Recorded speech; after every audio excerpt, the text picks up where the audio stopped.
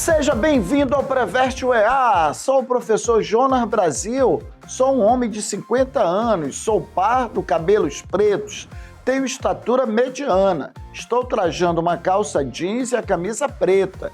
Nossa sala de aula é um estúdio de TV. Estou ao lado de uma tela interativa que utilizarei para fazer as nossas anotações. Então vamos começar nossa viagem, meu querido vestibulando. O nosso assunto hoje, a terceira fase do modernismo, super importante para os vestibulares, ok? Vem comigo aqui, na nossa primeira tela. Nós temos aqui o romance introspectivo. Na terceira fase do modernismo, nós vamos ter romances que vão deixar de lado aquela valorização das ações em si, que são os romances factuais, tá? Os romances centrados nas ações. Então, o romance agora, a partir da terceira fase, ele vai tomar um outro rumo. É um romance que o narrador, ele vai perscrutar a alma de sua personagem. Ele vai mergulhar na alma dessas personagens para revelar para o leitor as tensões, os conflitos existenciais. Clarice Lispector, por exemplo, é um exemplo de romance de tensão psicológica. Romance que você vai ver nas questões de análise da alma das personagens. Introspectivo, que é uma palavra que vai aparecer com certeza lá na tua prova. Então, romance de tensão psicológica, que é o romance introspectivo, que a maior representante será Clarice Lispector. Nós vamos ter também nessa vertente um romance regionalista de Guimarães Rosa, mas também viajando por terrenos da metafísica, por terrenos do enigmático, por terrenos do psicológico, tá? Então Guimarães Rosa vai trabalhar essas questões existenciais também, um pouquinho diferente da senhorita Clarice Lispector, tá? O Guimarães Rosa vai fazer um romance regionalista, mas invadindo um pouco essas questões metafísicas, o conflito entre Deus e o diabo, temas universais. Tudo bem? Vamos avançar um pouco mais, meu querido, nesse conteúdo? Então eu trago aqui a nossa linda, maravilhosa Clarice Lispector, da prosa intimista. Como já te falei, um mergulho profundo na alma de suas personagens para tentar sugar, para tentar transmitir essa atenção que essas personagens vivem em relação à sua própria vida, em relação ao seu próprio cotidiano, tá? Então, um romance psicológico, um romance de prosa intimista, chamado também de romances introspectivos. Guarda essa palavrinha. A tensão e os conflitos psicológicos e existenciais das personagens e os dramas familiares, o drama do cotidiano, das relações afetivas, tá? Que vão torturar, que às vezes aprisionam o olhar, o comportamento social das personagens. Então, os dramas familiares, que foi muito trabalhado no livro Laços de Família. Avançando um pouco mais, nós vamos ter uma palavra mágica na obra da Clarice, que é a epifania. Acontece um episódio na narrativa que vai iluminar essa personagem, ela vai lançar um fluxo de consciência, que é um olhar para dentro de si mesmo, que é essa introspecção, e a partir daí a personagem vai se transformar como se ela sofresse uma iluminação, tipo uma ressurreição da vida da personagem.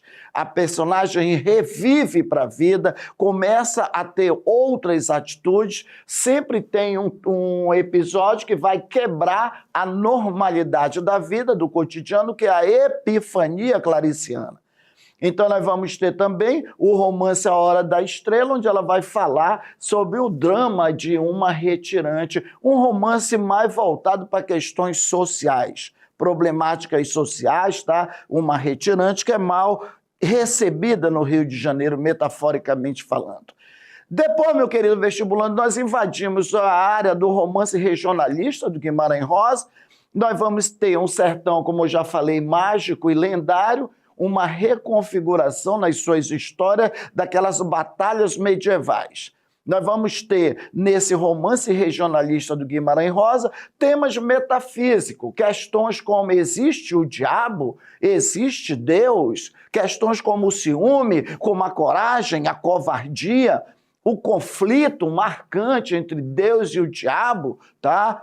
Principalmente no livro Grandes Sertões Veredas, o conflito entre o bem e o mal, que eu acabei de lhe falar, meu amigo vestibulando, medo, coragem, um sertão místico, um sertão mágico, onde as personagens, os bichos são todos personificados, é boi que fala, o burrinho pedrez falando, os bois questionando a própria existência, numa reconfiguração na voz dos bois, na personificação dos bois, uma reconfiguração do mundo e das relações sociais. Isso é obra profundamente complexa, enigmática do Guimarães Rosa. Livro super importante dele, Grandes Sertões Veredas, embate sobre questões metafísicas. O estilo rosiano não pode ficar de fora, né? Nesse Grande Sertão Veredas, os neologismos em todas as obras, nos contos, né?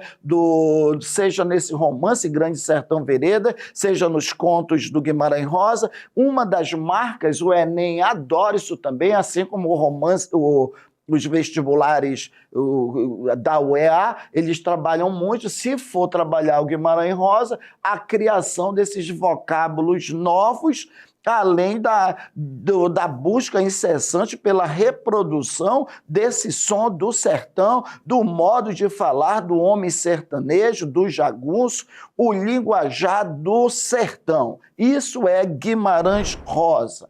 Avançando um pouco mais, meu amigo vestibulando, nós temos agora a nossa primeira questão, da Unesp. Quando esse autor publicou seu primeiro livro, duas vertentes assinalavam o panorama da ficção brasileira.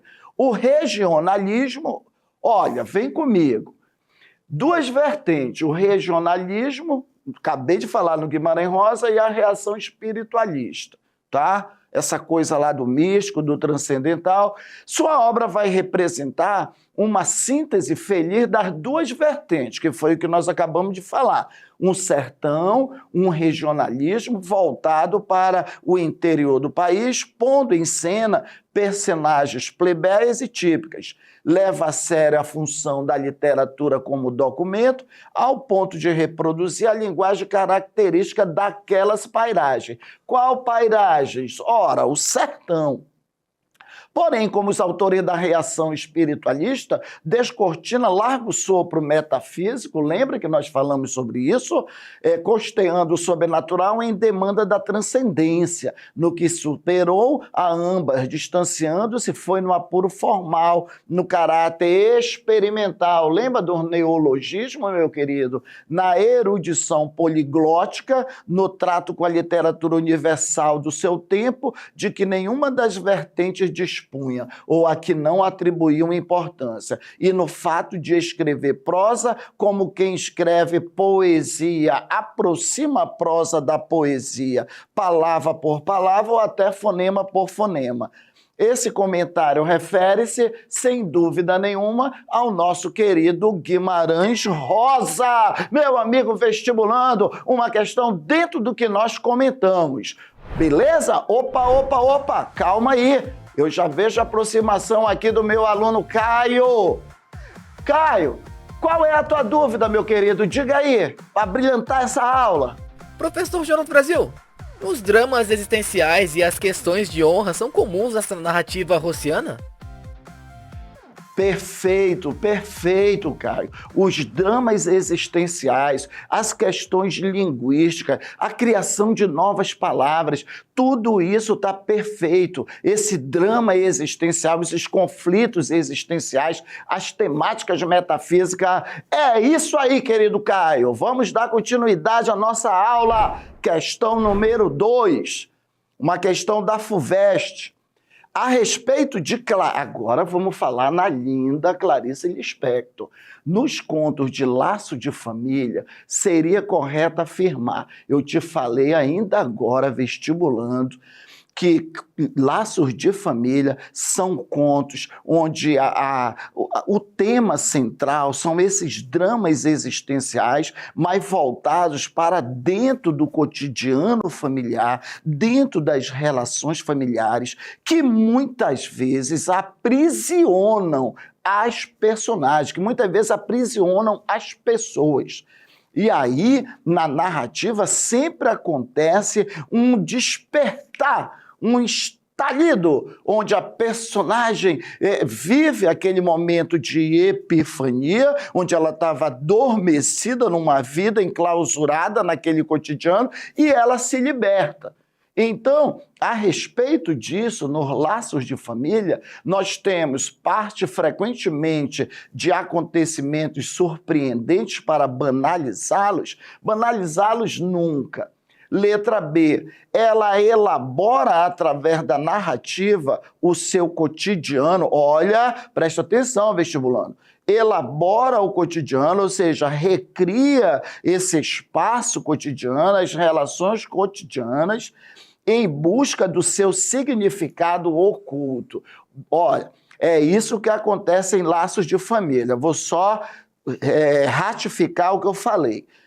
As relações do cotidiano, as relações familiares, são um prato cheio para Clarice Lispector, no seu romance introspectivo, mergulhar na alma dessas personagens e esclarecer para o leitor esse drama que essas personagens vivem. Daí, as personagens lançam esse fluxo de consciência a partir de um episódio esporádico, que na obra dela é chamada de epifania, e aí é como se sofresse uma iluminação, lança o fluxo de consciência e aí renasce para a vida. Beleza? Não resta dúvida. Significado oculto é reconhecer a si mesma, lançar um olhar e ver as coisas que essa personagem nunca valorizou.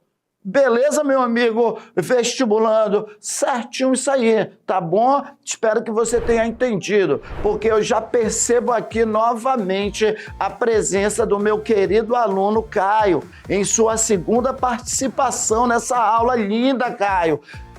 Caio, diga lá, o que te traz aqui novamente, meu querido? Professor Jonas Brasil, pode-se afirmar que a literatura clariciana representa um mergulho introspectivo no nosso eu? Cara, perfeito, perfeito. Foi o que nós acabamos de ver nessa linda aula.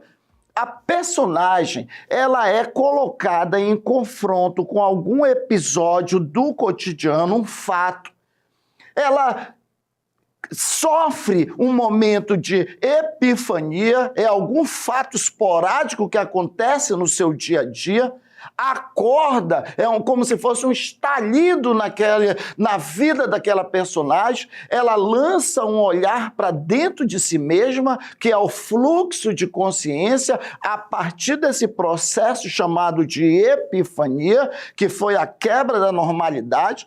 A personagem lança esse olhar para dentro de si mesma, que é o fluxo de consciência, ela tem um processo de iluminação, ela começa a enxergar coisas que ela aparentemente viveu mergulhada naquela rotina, naquele cotidiano, e começa a despontar, começa a ver, ela tem uma iluminação para coisas que até o momento da epifania, ela não tinha em nenhum momento percebido. Então, ela renasce para a vida. Beleza? Clarice é linda. Linda, na aula de hoje nós vimos literatura, terceira fase do modernismo. Assunto super importante para o vestibular da UEA. Baixe o aplicativo do Preveste UEA, segue as redes sociais do Preveste UEA para não perder nenhuma novidade, meu querido vestibulando. Até a próxima. Tchau, tchau.